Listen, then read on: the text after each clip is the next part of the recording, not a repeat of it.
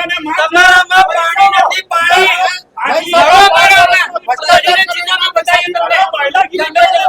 આવી રીતે છેલ્લી કક્ષાની રાજનીતિ તમારી લોકશાહીનો અનંત કરી નાખ્યું. લોકશાહીનો અનંત કરી નાખ્યું. અને તમારામાં પાણી નથી, લડવાનું પાણી શેનું ડર બરાબર. અમે જોઈએ ને તમારે કેટલું પાણી છે. આવજો મેદાનમાં. સ્થાનિક સ્વરાજની ચૂંટણી અને આ ચૂંટણીમાં જે કોંગ્રેસ અને ભાજપના જે નેતાઓ છે આ નેતાઓ બાજી મારવા માટે અનેક મથામણો કરતા હોય છે. અને બીજી બાજુ જે ભારતની સૌથી મોટી જે પાર્ટી જે ભારતીય જનતા પાર્ટી છે આ પાર્ટીએ જે વિકાસ કર્યો છે અને આ વિકાસને લઈને કોઈ તેને મત આપવા તૈયાર નથી. અને બીજી બાજુ જે કોંગ્રેસના જે ઉમેદવારો છે આ ઉમેદવારોને એનકેન પ્રકારે તેમને ખરીદવાનો પ્રયાસ કરે છે. આવા કોંગ્રેસના આક્ષેપ છે તેની વિગતે ચર્ચા આ વિડીયોમાં કરવી છે. વૈષ્ણવજન તો તેને કહીએ જે પીડ પરાઈ જાનાને રે. નમસ્કાર, હું છું દિનેશ ઠાકોર. નવજીવન ન્યૂઝમાં આપનું હાર્દિક સ્વાગત છે. વાત સ્થાનિક સ્વરાજની ચૂંટણીની છે. આમ તો બનાસકાંઠા જિલ્લાના મુખ્ય મથક પાલનપુરમાં જે નગરપાલિકા છે આ નગરપાલિકામાં છેલ્લા 20 વર્ષથી ભારતીય જનતા પાર્ટીનું રાજ છે અને વિકાસના નામે વિનાશ જોવા મળ્યો છે. જોકે આ વખતે જે નગરપાલિકાની ચૂંટણી છે આ ચૂંટણીમાં કોંગ્રેસને જે નેતાઓ છે આ નેતાઓને ખરીદવાના જે ભારતીય જનતા પાર્ટીના નેતાઓ છે એનકે પ્રકારે પ્રયાસો કર્યા છે. એના પ્રયાસોમાં તેમને ખરીદવાના પ્રયાસો કર્યા છે, તેને ધમકીઓ આપી છે અને અનેક એવા પણ ઉમેદવારો છે કે તેમના જે કાળા ચીઠા અગાઉના જે કામો કરેલ હતા આ કામોના ફાઇલો ખોલવાની ધમકી આપી છે. જોકે આ તમામ બાબતને લઈને કોંગ્રેસના નેતાઓ આપણી સાથે જોડાણા છે, તેમની જોડે વાત કરવાનો પ્રયાસ કરીશું. બેન, શું કહેશો, એક મહિલાને ભારતીય જનતા પાર્ટીના નેતાઓ દ્વારા એક આતંકવાદી હોય કે આરોપી હોય તેને તે પ્રકારે ફોર્મ પરત ખેંચવા માટે લઈ આવ્યા હતા. સ્થાનિક વહીવટી તંત્ર હતું, પોલીસ હતું, આ તમામ બાબતે એમને મૌન ધારણ કર્યું છે. શું કહેશો આ બાબતને લઈને? આજે ભારતીય જનતા પાર્ટીના ઉમેદવારો અને જે સત્તાના હોદ્દાઓમાં છે એમને ઢાંકણીમાં પાણી લઈને ડૂબી મરવું જોઈએ.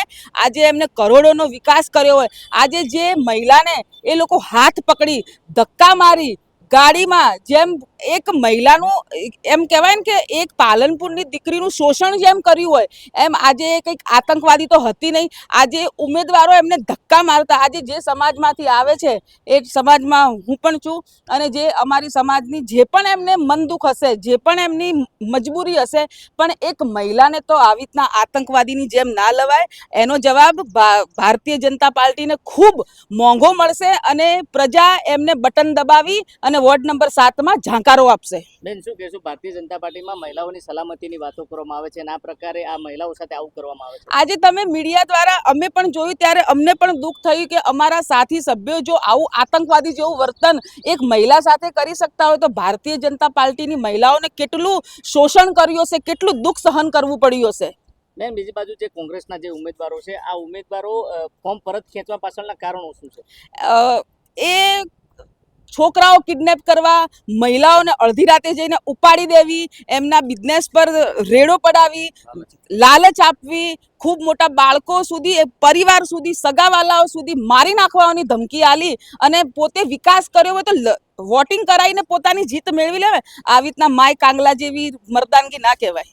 ઓકે, તો આ હતા જે સ્થાનિક લોકો હતા. આ લોકોનું કહેવું છે, નેતાઓનું કહેવું છે કે જે પ્રકારે ભારતીય જનતા પાર્ટીના જે નેતાઓ છે આ નેતાઓ કોંગ્રેસના જે ઉમેદવાર છે જે ઉમેદવારોને પરત ફોર્મ ખેંચવા માટે એનકેન પ્રકારે હેરાનગતિ કરવામાં આવે છે. એટલું જ નહીં પરંતુ તે પ્રકારે ધાક ધમકીઓ આપવામાં આવે છે, તેને કિડનેપ કરવામાં આવે છે. આ પ્રકારના જે આક્ષેપો છે આક્ષેપો કોંગ્રેસના નેતા દ્વારા કરવામાં આવે છે. વધુમાં એક કોર્પોરેટ કોંગ્રેસના છે તેમનું કહેવું છે કે તેમને પણ સામદામ દંડ ભેદની જે નીતિ છે એ ભાજપે અપનાવી છે. તેમના જોડે જાણવાનો પ્રયાસ કરજો. શું કહેશો, વોર્ડ નંબર 10ના જે કોર્પોરેટ છો અને આ પ્રકારે ભારતીય જનતા પાર્ટીના જે નેતાઓ છે આ નેતાઓ દ્વારા ખરીદવાના પ્રયાસ કરવામાં આવ્યા હતા?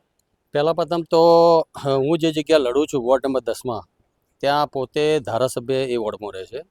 એમને એટલી ડર હતી કે જો જીતેન્દ્રભાઈ ઠાકોર અહીંથી લડશે તો ત્યાંની સાથે ત્યાંની બધી પબ્લિક સાથે છે, બરાબર. એટલે મારા જોડે એડી ચોટીનું જોર લગાવ્યું હતું સવારથી માંડીને 3 વાગ્યા સુધી કે ભાઈ અફવા ચલાવી કે જીતુભાઈ ઠાકોર બેસી ગયા, ફોર્મ પાછું ખેંચી લીધું, આ કર્યું, અપહરણ કરી લીધું. પણ હું અહીંયા સવારથી 11 વાગ્યાથી અહીંયા બેઠો હતો અને આજે મારા ઠેકેદાર સાથે હું આવી અને મારું ઠેકેદારનું ફોર્મ લીધું, બધું કરાવ્યું છે. અને આજે બી હું કોંગ્રેસ સાથે છું, કોંગ્રેસ સાથે રહેવાનો છું અને છેલ્લા ટાઈમે મને પાર્ટીએ જે ટિકિટ આપી છે એ હું એની સાથે રહીશ.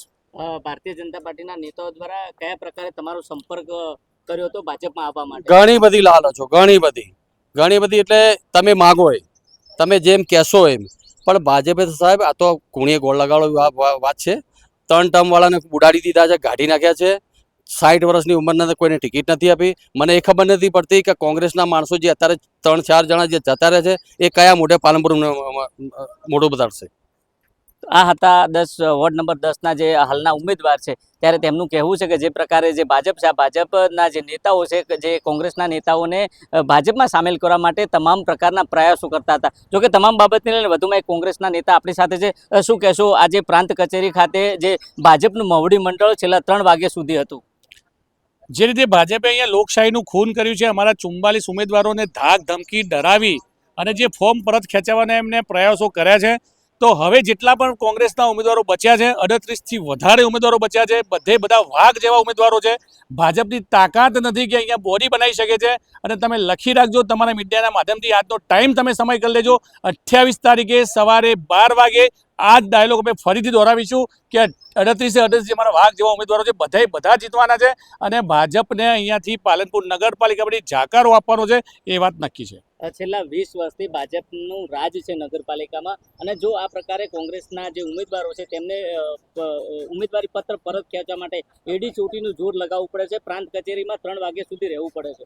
એ ચોખ્ખું બતાવે છે કે ભાજપે માત્ર ને માત્ર ભ્રષ્ટાચાર કર્યો છે, પોતાના ઘર ભર્યા છે. એક ઠાકોર સમાજની દીકરી જોડે આવું અમાનવીય એમને વર્તનો કર્યા છે, એમને ધક્કા માર્યા છે. તો કયા મોઢે મહિલાઓને બચાવવાની વાતો કરી રહ્યા છે, જે લોકો જાણી ગયા છે. અને સવારથી લઈ અને 3 વાગ્યા સુધી અહીંયા જે ડ્રામા થયા છે એ આખું પાલનપુર નહીં, આખું ગુજરાતે જોયું છે. અને ગુજરાતની જનતા ખમીરવાળી જનતા છે, પાલનપુરની જનતા ખમીરવાળી જનતા છે. આ વખતે 1,00,000% પાલનપુર નગરપાલિકામાં કોંગ્રેસનું શાસન આવવાનું છે. જેટલા પણ ઉમેદવારો છે બધા વાઘ જેવા છે અને લડી લેવાના મૂડમાં છે. તો આ હતા કોંગ્રેસના નેતાઓનું કહેવું છે કે જે પ્રકારે જે ભાજપના નેતાઓ છે, આ નેતાઓ દ્વારા જે ષડયંત્ર કરવામાં આવ્યું હતું, અને આ ષડયંત્રમાં ક્યાંક ને ક્યાંક જે કોંગ્રેસના જે ઉમેદવારો હતા, આ ઉમેદવારોને એનકેન પ્રકારે તેમનામાં સામેલ કરવામાં આવ્યા છે. જોઈએ આવનાર સમયમાં ચૂંટણીનું પરિણામ કેવું આવે છે તે તો આવનારો સમય બતાવશે. દિનેશ ઠાકોર, નવજીવન ન્યૂઝ, બનાસકાંઠા.